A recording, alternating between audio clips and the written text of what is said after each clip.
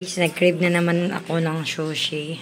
So, more on vegetable tayo. Akin na yung ano yan, lagyan ko ng repolyo. So, meron tayong rice dito. So, ito, lagyan ko siya ng repolyo. Carrots, cucumber, and kunting tuna. So, ito na po yung nabili nating nori sheets. Ang bata na excited kasi favorite niya ang sushi. So, ngayon, luto na po ating rice. So, rice lang siya na kukupandan. So, timplahan na po natin ang ating rice. Kailangan malambot siya pagkasaing, guys. Okay. Tara, timplahan natin. Lagyan natin siya ng suka. Ayan, tansya-tansya lang ha. Buna, pinagalong brown sugar at saka wash. Ayan. I don't like sugar. Asin na, tansya-tansya lang. Ayan. Kailangan babalance lang yung alat at saka tamis. So, asin. Then, syempre maglagay tayo ng sesame oil.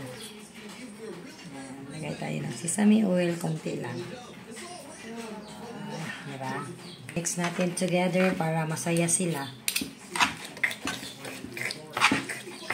Mix hanggang together na sila lahat ating mga sangkap. Medyo nalambutan ko konti itong rice na to pero okay lang na. Init pa kasi. Ang pipino, favorite ni Kendra. Carrots. Lagyan natin siya ng egg.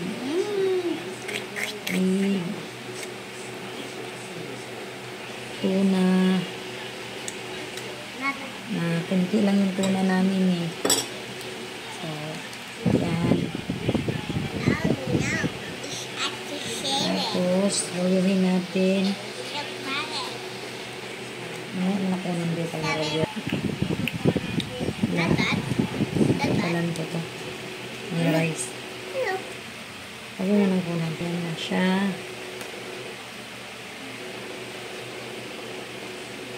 Masyado kasi. Ito na po yung nagawa namin sa 5 piraso. Kuhain natin. Mga jumbo to kay dinamihan namin siya ng gulay.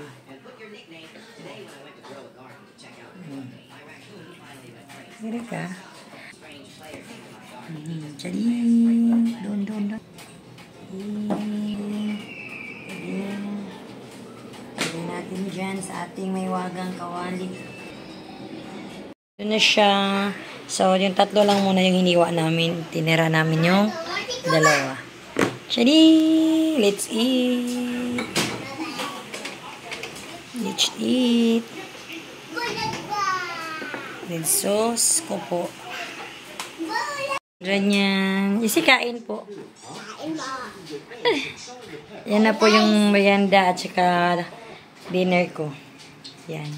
So, nakaubos na yan siya ng isang ganyan. Kain.